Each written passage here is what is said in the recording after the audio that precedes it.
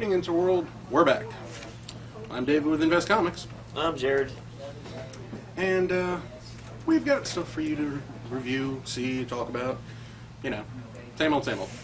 Let's get things started. First up, Mass Effect 3! Oh, yeah! Long-awaited sequel to finish out the trilogy. Conclusion. Sequel, conclusion. Wraps it up all... Well, it wraps it up. We'll get to that later. Speaking. But yes, third in the Mass Effect franchise, and I think it was, my favorite. I really did enjoy it.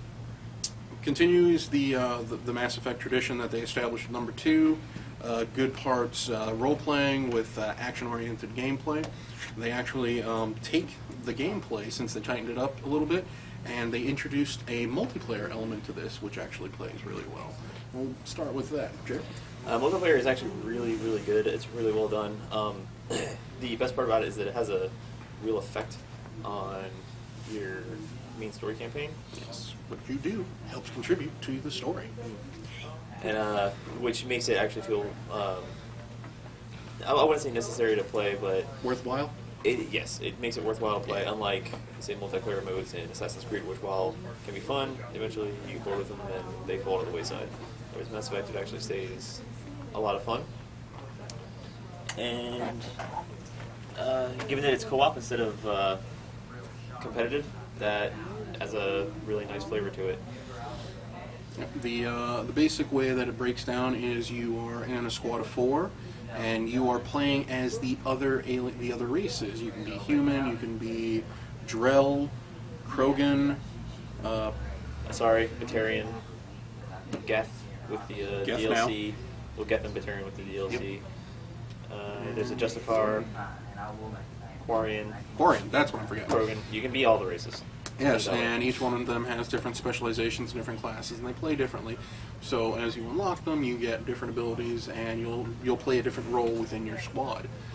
And what you go into these different arenas, which I believe they're up to 7 now? Sounds right. 7 or 9, somewhere within that. And you are fighting off these waves of enemies, and there's also in between certain waves, you'll actually have mission objectives like capture this point or destroy this VIP to get bonus points, or hack this computer. Exactly.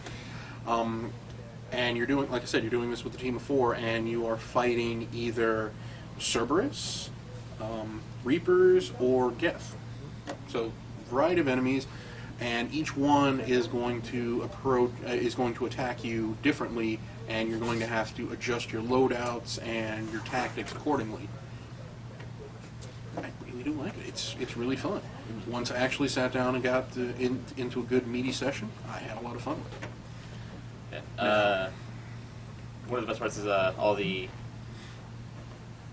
classes. All the classes from the main storyline are still represented in the main game. And the one thing that's a little bit difficult is there's no surefire way to unlock new races. It's hit and miss. As you play and progress, at the end of matches you get credits, and you then turn in the credits to get packs to unlock new weapons, ammo mods, classes and everything. And so it's hit or miss at best. So yeah. that is a bit annoying. And the same thing with weapons. There's no surefire way to unlock weapons. You have to unlock them the same way, which is by luck, which gets frustrating if you're playing a high-level class and no good weapons to support them. That's the only drawback to that. Yeah, your equipment's hit or miss, so... Now, getting back to what the franchise has always been about, the single player. I love it. It was fantastic. It was a great ride. You have a good selection of characters, and the game takes into account all of your choices, your major and minor choices even, that you've made in the previous 2 games. So everything you've done up to this point is reflected in some way in this game, be it something small that turns into something large, or something large that, it's just there in the background. It's a nice little thing to see it work out. Yeah, carrying over a single character through 3 games is pretty impressive. That was actually really interesting to see carried out. Well, for the first time in a game I've played all the way through. I know they've messed around with it on some other games, but never to this level. Never to this level, never this many games. Other game companies in the past have done it from one game to another, but never through an entire series and consecutively and done it well and had it work. So, BioWare, you're awesome. Well, Keep it lots up. of props on character carryover. As I said earlier, they did tighten up the combat mechanics, so you can get in and out of cover. There's a they expanded on the cover system. There's a dodge roll. There is a dodge Dodge roll. roll Something is we the needed. best Awesome. thing possible. Dodge roll will save you multiple times in multiplayer. I kid you not. As long as you're playing a race that has it, not all of them do. True. Krogans can't battle roll. No, Krogans just kind of charge in and headbutt things to Yes. death. Fact. Or shoot them to death with their shotguns, either or. You know, it's a Krogan thing. Punching works best. And one of my favorite new things that they did, as I said, when they tightened up this combat mechanic, is they have this awesome, god-awful new melee with your heavy melee attack. They introduced this new tool called the Omni Blade, and it is different depending on your class. Or if you're a biotic class, it's not. You don't even get the Omni Blade. It's just a huge biotic blast in something's face. So you get up in there, you hold down the button to execute this attack, and it's just this wonderful, visceral, vicious attack right in something's face. Since the whole storyline is finally coming to an end, the Reapers are here. The whole galaxy is basically having to band together to fight. So you're very, as opposed to the other ones, even more so in this one, you are very much encouraged to explore, because going out and scanning planets and finding resources adds to your overall galactic readiness for this giant war. And the higher that is, the better your ending. Which, again, as we said earlier, the multiplayer does help with that as well, since you're playing as these forces actually fighting the Reapers on the other fronts. As I said, took me about 50 hours, you said 35. 35? That's not including time spent playing Exactly. multiplayer. But it's a good meaty game. You're going to have fun the whole time. That is, of course, until you get to the very end. It was a little disappointing. But before we talk about that, I want to discuss some of the problems that I feel the game had. Take it away. In the previous games, the mission structure was very well done, and it actually infuriated me the way it's set up in this game. It seems like they took something that worked perfectly fine, especially in 2, and they just broke it. In the second game, when you would get a mission, it would tell you where the mission originated from, what the mission was, and then it would break it down into steps. Yes, the actual, what is it? The mission log. The mission log. Yeah. Your main hub where all your information is stored, he is right. They dumb that down in a bad way, because when your missions are listed, it just gives you a vague general idea of what you need to do. Yeah. You don't have a step-by-step breakdown of do this, do this, do this, go here, go here, go here. So there's no clear line of it, except for, more often than not, you do have a waypoint, but at the same time, it's like, am I doing this in the right order? Yeah, am I in the right spot? Should I have gone here? In the last game, it would tell you, all right, you need to go to this system, or this planet, which is located in this system. This, it just tells you, you need to go to this planet. There's 20-some-odd systems in the game, and there's subsystems within that. So it's like, hey, I'm here, I'm in the difficult system. What subsystem do I have to go to? Do I have enough fuel to get there? Do I have to worry about Reapers attacking and killing me on the way there? Well, the answer is yes, but the answer is always yes. Yeah, just scan too much. So that was very, very frustrating. It made doing the side quests a lot more difficult in this game than in the previous games. And I can understand wanting to simplify it a little bit, but in the third one, you only get the basic description of the game, saying you need to go to this planet and find something. It doesn't tell you, like we established, it doesn't tell you where that planet is. It also doesn't tell you if you've discovered it yet or not, so it doesn't tell you that you need to go back to talk to the original person to deliver said artifact or items, whatever it is. I did come across that problem once where I had a mission, I completed it, but I wasn't told where I had to go, and the story progression led me to the next part, and I actually got locked out from completing that mission, so I was never able to complete it, and that just annoys me to no end. Yeah, that's pretty frustrating. Something that I didn't particularly like was, in this game, your weapons aren't limited anymore. In the second game, especially, each class had certain weapons that they did specialize in. You can only carry around certain weapons. I like playing an infiltrator, so I like using a sniper rifle. In The new one, weapons are open to every class, but your classes have different weight carrying limits. Your guns weigh a certain amount, and how much the guns weigh affects your power reload time. So the more stuff you carry with you, the slower your powers are going to recharge, which is okay in theory. It's nice to have access to everything again, but they really didn't do a clear enough job explaining that right off the bat. It's like, okay, there's this weight bar, and then you talk about it, and then, there's maybe a little blurb here and there that may or may not affect your powers, but, if you're a power-heavy class and you go in there, it's like, ooh, I couldn't use this gun before, I'm going to get this, and then you're waiting forever for your powers to reload. You don't realize this, and, you may die before you realize this, and it's like, what went wrong? Yeah.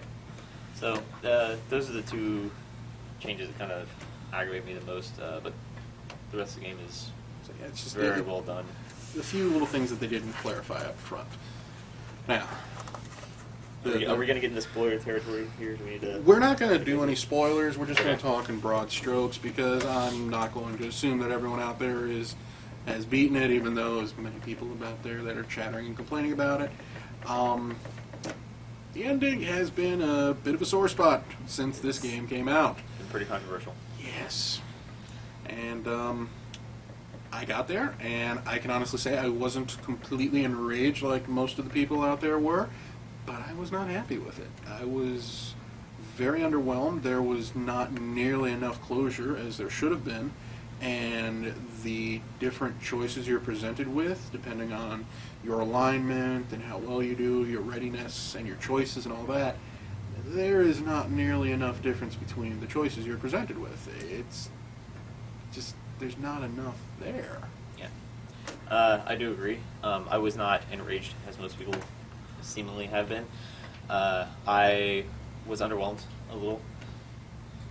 As Dave said, the endings are very, very similar, and to me, if you're going to make such a big deal over the span of 3 games of being able to make choices and how much of an effect those choices are going to have on your final game, but all Your 3 endings are ending- very similar, then why bother having a choice? Your endings need to reflect these choices better. Yeah. And then there's, 1 or 2 little things that happen just before that, and it just kind of come out completely out of left field, and it's like, what? Yeah, there's some inconsistencies with the ending that just don't make sense the way events are presented to you, and that's obviously annoying because it feels like they weren't paying attention to the order in which things were happening and where certain characters were left off. Mm. It's a little hard to get into specifics, or without getting into specifics, Yeah. to describe what we're talking about. Although, as much complaint and uproar as there has been, BioWare is addressing this. They will be amending the ending. They're not changing it, but they're adding to it, more cutscenes. They're talking about more differentiate and, adding more closure, which, again, it's really what it does need, just those little things. So, hopefully, by the time you see this, there'll be an update out in there, and you'll be able to play it with the new endings.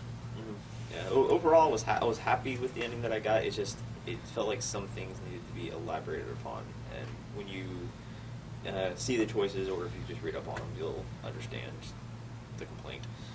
All right. So that's that.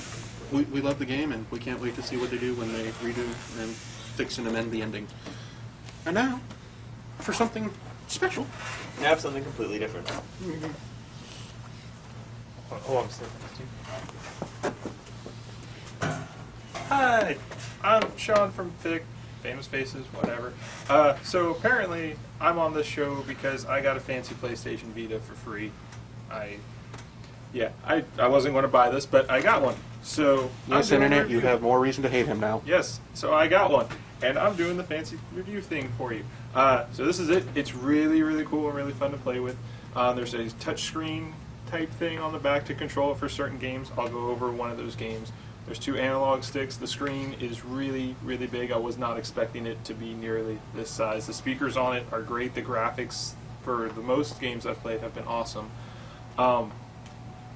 It has Wi-Fi, it has 3G capabilities, so pretty much, it's an awesome little handheld. It's like a little mini PlayStation, and I never thought... I played the PlayStation P a little bit, and I never thought it would be this good. So yeah, this one's definitely an upgrade, and I have a feeling something bad's about to happen right behind me. So, yeah. I'll review 2 games. There you go. Yep. I'll review the 2 games that I got. So the first one is MLB The Show number 12. I'm not a huge baseball playing fan. So this game, I wasn't expecting to come in hitting home run after home run, but it is a lot of fun to play. You can just play single games. You can play franchise mode. There's home run derby. There's like pitcher's duel, and you can play online. So most of them are pretty cool. The pitcher's duel one, it's not as fun as it would be. It's just you throwing a ball and seeing how well you can do. Home run derby is awesome. You get to pick whichever hitter you want in baseball and just hit as many home runs as possible. So that's it. The game itself, playing a game, pitching is a little shaky. Like it really depends on who your pitcher is. Like if you go out there with one of the best, like Chris Carpenter or Johan Santana, they're going to be spot on. You go out with like some minor league guy you just called up, it's going to be pretty awful and pretty hard to throw. Hitting home runs, not the easiest thing, but there are 3 options. There's the power hit, there's a regular hit, and then there's the bunt, and they're assigned to 3 different buttons. So that's a lot of fun. Franchise mode, it's a lot to play 162 games and try and do a whole franchise thing. So you're going to wind up simulating a lot of them, and it's still pretty fun. It's realistic as hell, and the graphics on it look amazing. So there's that one. Playing online, unless you're a pro at this game, do not play online, because there's a lot of really good guys out there that will just kick your butt the whole time. And then the second game is Little Deviants. Yeah, like the guy waving his hand behind me. Little Deviants. Oh, real quick, before I leave, MLB The Show 12. What is really cool is if you have it for the PlayStation 3 and you also have this, because it hooks up to the PlayStation Network, the game from PlayStation 3 will transfer to that. You got to go through a little system to do it. But it will transfer, and you can actually take that game that you're playing on the road. So I play a lot of Madden. I can't wait for that. That'll be awesome to play Madden from my house to wherever I'm going. And then Little Deviants. This game, I had no idea what this game was. It was just free with the system. So you're this little tiny ball, and you're rolling through the level, and you actually have to use the touchpad on the back of it. I don't know if you can see Dave doing that. But it takes a little bit to get used to, and you're controlling the environment as the ball is going through and collecting. Or is it stars you're trying to collect? I forget what. Keys, yeah. So you're going through collecting them, and it's a lot of fun. It's a really quick game. You can get through it pretty fast. It's not one you're going to play over and over again, but it is fun just from little stints. And then Just to clarify, that's just one of many games on here. It's a collection of games. And then the next one is Uncharted. I didn't buy that. I downloaded the demo, but it is pretty awesome. It's the first thing I really got to use the joysticks for. Those joysticks, you got to be really precise with them because they're so tiny. So that's a little bit of a pain. But other than that, this system is great. I mean, for $300 and something, the battery life is incredible on it. It takes like maybe a half hour to charge. So that is my contribution to the show. I'm sure I'll be back for something that they won't play, like a sports game or Madden or something like that. Possibly. So, yeah. That is it. Do I say anything to end it, or do you guys just... Okay, bye. Bye, guys.